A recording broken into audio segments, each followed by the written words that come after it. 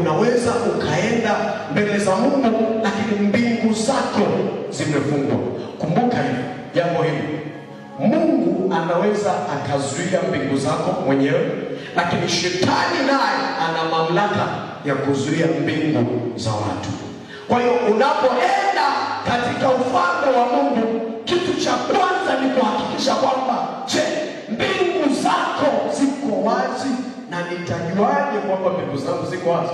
Ni lazima utaanza kuona matokeo ya kile unachokiomba.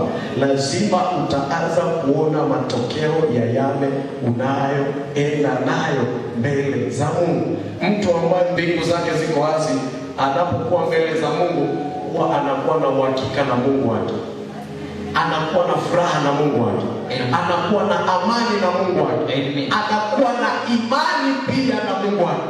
Lakini ukiona unaenda mbele za Mungu, lakini you don't feel anything, huna chochote ndani yako unachoona kwamba au unachotarajia kwamba kuna mtu akiwa madhabahuni au akiwa kwenye uwepo wa Mungu anasema nina uhakika Mungu atanijibu, nina uhakika hili jambo linaenda kutokea, lakini mwingine anasema tu ngoja tu